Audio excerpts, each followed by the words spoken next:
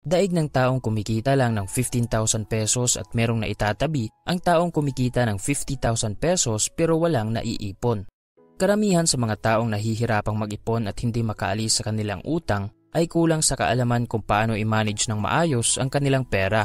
Lahat ng mga mayayaman ay master sa pagmamanage ng pera. Alam nila kung magkano ang dapat ibawas sa kanilang gastusin, magkano ang dapat ipunin at i-invest dahil gusto nila na sila ang merong kontrol sa daloy ng kanilang pera.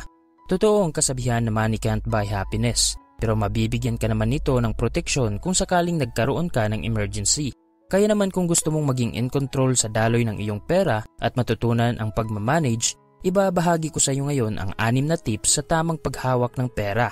Naniniwala ako na ang 6 na tips na ito ay ang mga pundasyon sa pagkakaroon ng disiplina sa pera at mabibigyan ka rin nito ng long-term skills na magagamit mo sa hinaharap. Tip number 1. Gumawa ka ng plano sa iyong pera. Ang pagkakaroon ng malaking sahod ay useless kung hindi ka marunong gumawa ng budget. Ang purpose ng pagbabudget ay hindi para maging kuripot o i-deprive ang iyong sarili sa mga bagay na gusto mo. Sa halip, ito ay para mabigyan mo ng magandang paruroonan ang iyong pera at ma-minimize ang iyong paggastos. Ang problema kasi ng iba sa atin ay paggastos lang ang alam at hindi na nila tinatanong ang kanilang sarili kung ginagamit ba nila ang kanilang pera sa mga mahahalagang bagay. Hinahayaan lang nila na mapunta ang kanilang pinaghirapang pera sa mga kumpanya at kinakalimutan na nilang bayaran ang kanilang sarili. Isang activity na magbibigay sa iyo ng ideya kung saan madalas dumadaloy ang iyong pera ay ang mag-track ng expenses. Sa loob ng isang buwan, ilista mo lahat ng iyong gastusin.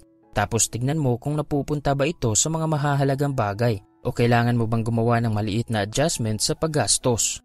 Mahalagang matutunan mo ang paggawa ng budget dahil maiiwasan mo ang mag-overspend at matutulungan ka nitong maging aware sa iyong financial situation. Kung anong bahagi ng iyong kaperahan ang dapat gawa ng pagbabago, kung kailangan mo bang magbawas ng gastusin o maghanap ng ekstrang mapagkikitaan.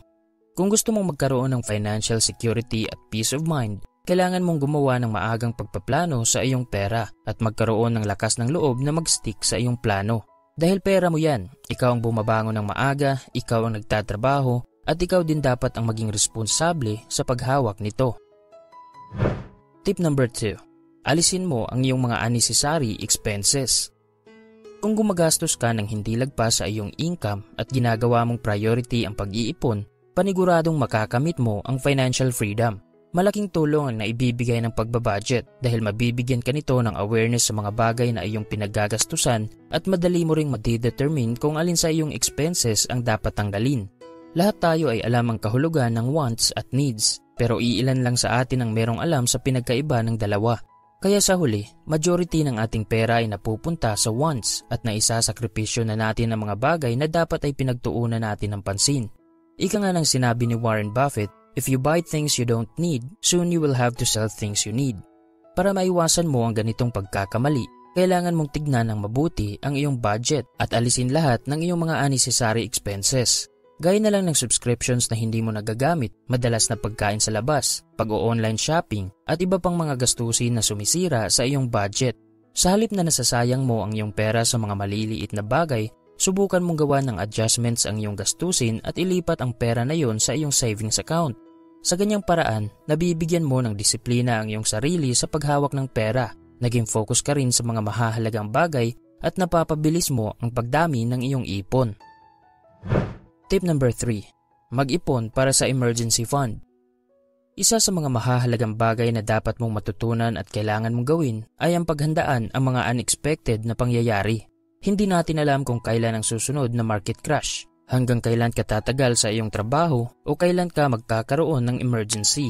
Ang mga ito ay iilan lamang sa mga bagay na ayaw nating mangyari, pero mabuti nang maging realistic tayo at maging handa. Kaya naman, napakahalagang magkaroon ka ng emergency fund o pera na magagamit mo sa mga sandaling nahinto ang pagdaloy ng iyong income.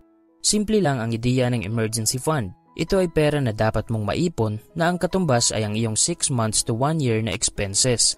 Halimbawa, kung ang iyong average expenses buwan-buwan ay 20,000 pesos, kailangan mong mag-ipon ng 120,000 pesos para sa 6 na buwan na gastusin at 240,000 pesos para sa iyong mga gastusin sa loob ng isang taon. Kung paano mag-ipon, kailangan mong maging specific kung ilang percentage ng iyong income ang dapat mong ipunin buwan-buwan at mag-set ka rin ng timeline kung hanggang kailan mo ito gagawin.